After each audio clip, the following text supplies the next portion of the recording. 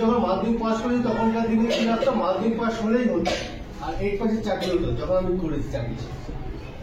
8 পাসের মাধ্যমে এখনকার দিনে কি করে দিয়েছে, এখনকার দিনে যদি তোমাকে চাকরি করতে হয় তাহলে তোমাকে মাধ্যমিক পাস করতেই হবে, প্লাস তোমাকে 45% নম্বর রাখতে হবে প্রতিটা সাবজেক্টে।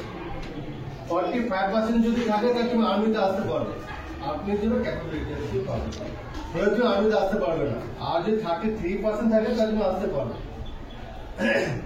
এবার অনেক ছেলে মেয়ে কি করে, প্রথমে কি করে কোয়ালিফিকেশন বাড়াতে থাকে, মাধ্যমিক পাস করে, হায়ার সেকেন্ডারি পাস করে, গ্রাজুয়েশন করবে, গ্রাজুয়েশন করার পর আমি ডিফেন্স লাইনে যাবো, তখন কি বয়স শেষ হয়ে যায়। ডিফেন্স লাইনে অ্যাকচুয়ালি বয়স আমি যখন ছিলাম 16 থেকে 21, আমি 17 থেকে 21 বছর করে দিই। তোমার 17 থেকে 21 বছর মধ্যে তুমি অ্যাপ্লিকেবল, ঠিক আছে, তুমি চাকরির জন্য তুমি ফর্ম ফিল আপ করতে পারো। এবার 21 বছরে তুমি গিয়ে ধরো তুমি এখন 18 বছর হয়ে গেছে, তুমি ফর্ম ফিল আপ করলে কি চাকরি হবে?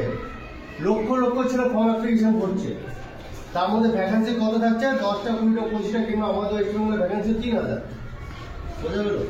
3000 ভ্যাকেন্সির মধ্যে তোমাকে সেখানে 1 লক্ষ ছেলের মধ্যে তোমাকে কিভাবে কম্পিটিশন, প্রথমে কি করতে, পরীক্ষা পাস করতে হবে, রানে পাস করতে হবে, মেজারমেন্টে পাস করতে হবে, তারপর মেডিকেল, ঠিক আছে। তাহলে আমাদের প্রথম টার্গেট কি, তুমি মাধ্যমিক পাস করে চাকরিটা উচিত। যদি জীবনে তোমার মনে হয় আমি স্টার্ট করবো, তার যে কোনো একটা তুমি ধরে তখন তুমি নিজের ফিউচারটাকে ওখান থেকে বাড়ো। এখন যে টাইমটা, এই টাইম যদি তোমাদের চলে যায়, টাইম যদি ফিরে আসবে না।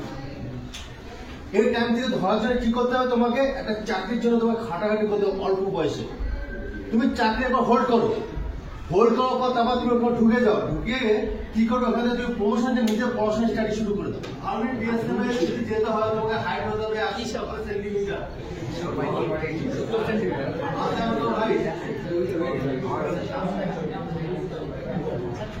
169 চাই আর্মির জন্য, 170 হাইট চাই কিসের জন্য, বিএসএফ সিআরপিএফ এর জন্য।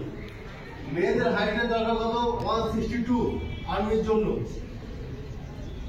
আর পুলিশের জন্য যদি মেয়েরা যায় হাইট লাগবে 160, আর বিএসএফ সিআরপিএফ যদি মেয়েরা যায় হাইট লাগবে হচ্ছে 157। ঠিক আছে।